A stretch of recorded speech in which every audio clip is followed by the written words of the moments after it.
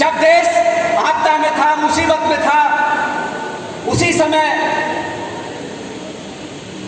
ये लेबर कानून लेकर आए। 1926 में, आप जरा सोचिए, 1926 में इस देश में ब्रिटिश हुकूमत था।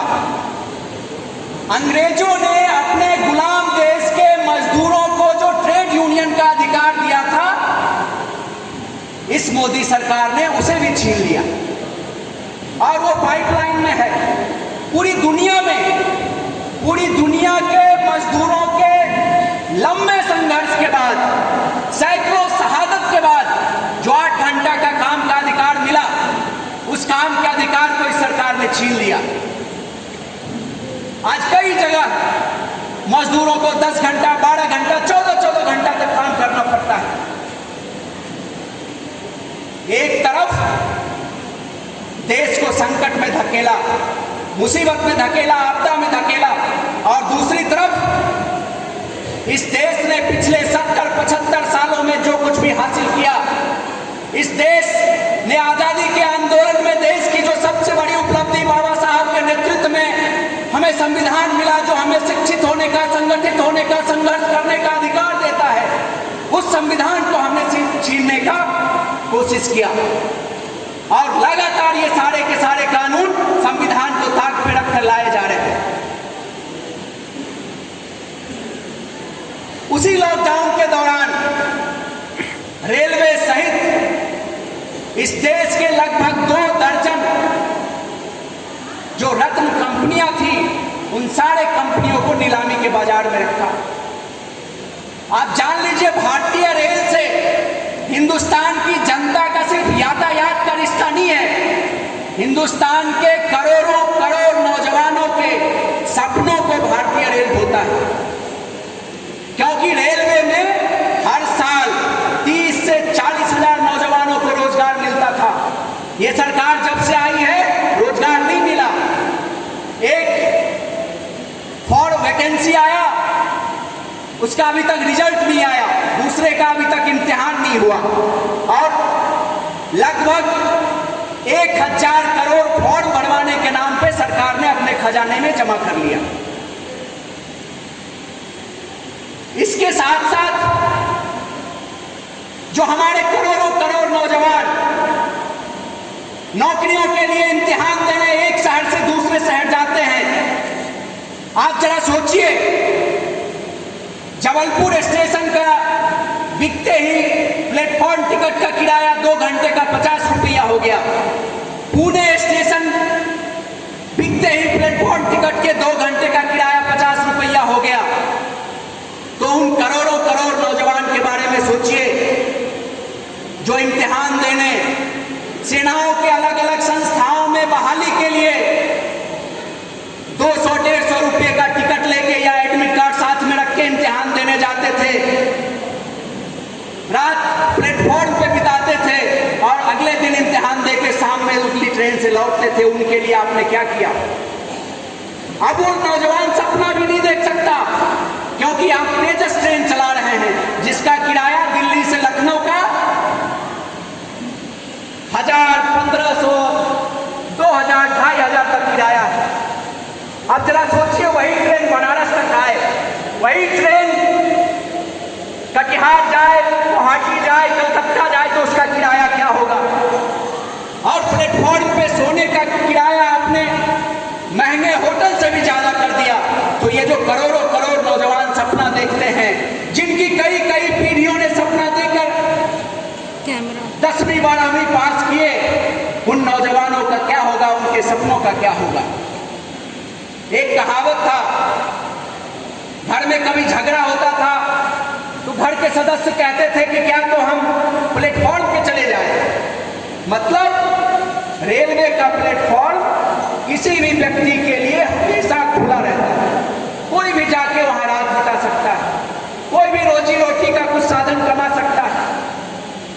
आज इस पूरे भारतीय रेल को इस सरकार ने नीलाम कर दिया। हिंदुस्तान पेट्रोलियम बेच दिया, भारत पेट्रोलियम बेच दिया, इंडियन ऑयल बेच दिया, कोल इंडिया बेच दिया, हिंदुस्तान एरोनॉटिक लिमिटेड बेच दिया, हेल बेच दिया, सेल बेच दिया, अभी 10 दिन पहले रेल से लेके, रेलगाड़ी से लेके, स्टेडियम से लेके, स्कूल से लेके, हॉस्पिटल से लेके, सड़क से लेके, गैस का पाइपलाइन से लेके, एक एक जो इस देश की मजबूत कंपनियां थी, बड़ी बड़ी कंपनियां थी, जो पिछले 70-75 सालों में इस देश ने हासिल किया, उसमें हिंदुस्तान के लोगों का खून पसीना लगा। उन सारी की सारी कंपनियों को मोनेटाइजेशन के नाम पे नीलामी के बाजार में रख दिया। और ये सरकार इन सारी कंपनियों को खरीदने के लिए जनता का जो बैंक है,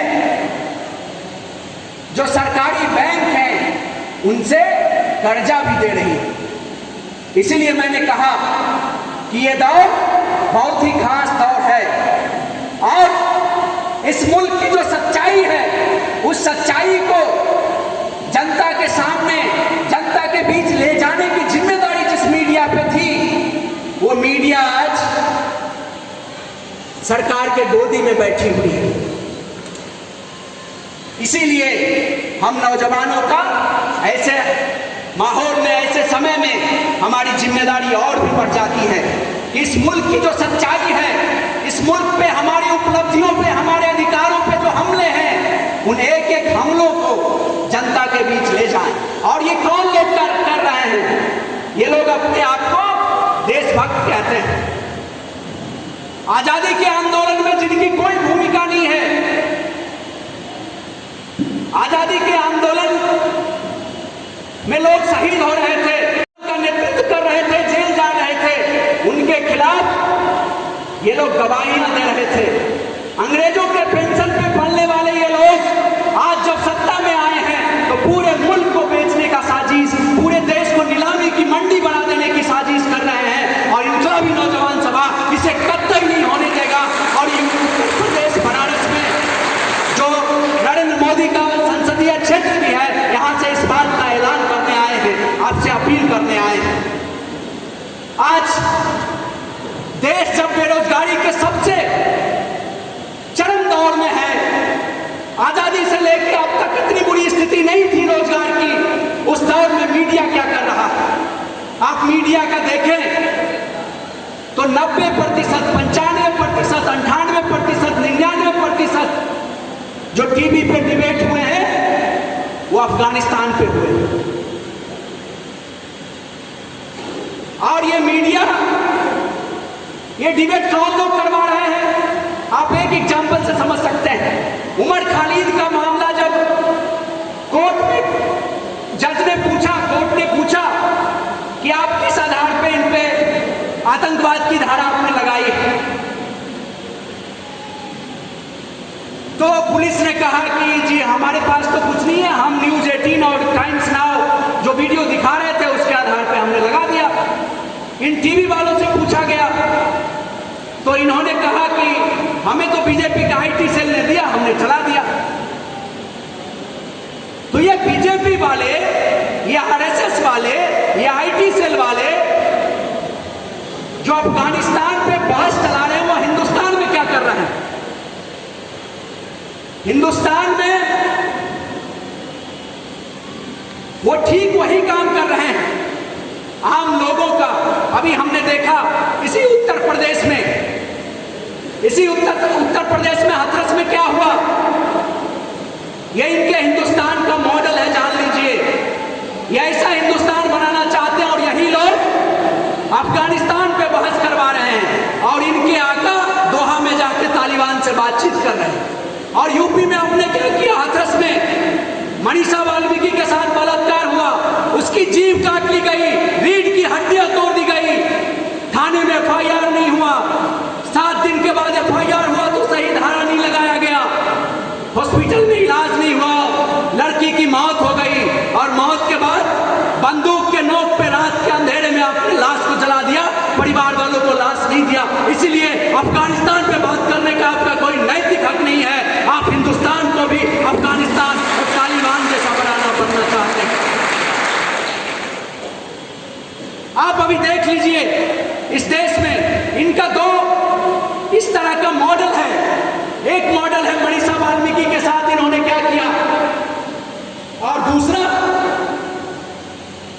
लंबी फहरिस्त है। अखलाक से लेके अभी मध्य प्रदेश में एक नौजवान चूड़ी विक्रेता के साथ मॉब लिंचिंग की कोशिश की इन्होंने, और इस घटना के माध्यम से वो चाहते हैं, वो मंसूबा पाल के बैठे हैं, इस मुल्क के नौजवान इन सब चर्चाओं में मशगूल हो जाएंगे और रोजगार की बात नहीं करेंगे। तो हम कहने आए हैं कि आपकी गलतफहमी होगी। 17 सितंबर को नरेंद्र मोदी का जन्मदिन है और पूरे देश के नौजवान उस दिन को राष्ट्रीय बेरोजगार दिवस के रूप में मनाएंगे और पूरे मुल्क में आप जो ढिढोरा पीटते हैं कि नरेंद्र मोदी का पूरे देश में डंका बज रहा है, तो पूरे देश में यह संदेश जाएगा। पिछले 17 सितंबर को भी गया था, इस 17 सितंबर को भी जाएगा कि हिंदुस्तान का नौजवान कोई हिंदू मुस्लिम कोई मॉब लिंचिंग से बहकने वाला नहीं है। हिंदुस्तान के नौजवान को रोजगार चाहिए और इस रोजगार की लड़ाई आगे बढ़ेगी, एक मुकम्मल लड़ाई तक की दिशा में जाएगी। उन लोगों ने एक कोशिश की है कि इस तरह के जो भी ताकत हैं, जो रोजगार के सवाल पे, सामाजिक न्याय के सवाल पे जो भी लड़ने वाले लोग हैं, उन लोगों को एक मंच पे लाया जाए और इनकी जो साजिश है देश को सांप्रदायिकता की आग में धकेल के रोजगार का जो सवाल है, नौजवानों का जो सपना है, उन सपने को पीछे धकेल देने का जो इनका साजिश है, उसको खत्म करके रोजगार के सवाल पे हम लोग पताका बुलंद करेंगे। इसीलिए छा जाइए आंदोलन के मैदान में लाल झंडा लेके और आने वाले चुनाव में सांप्रदायिकता नहीं, रोजगार का सवाल केंद्र में रहेगा। चुनाव रोजगार के सवाल पे होगा और इस प्रदेश का नौजवान तय करेगा योगी आएगा या फिर जमीन के नीचे दफन होगा, ये रोजगार का सवाल तय करेगा। इसलिए आज का ये सम्मेलन बहुत बड़ी चुनौतियों को लेकर आपके सामने खड़ा है।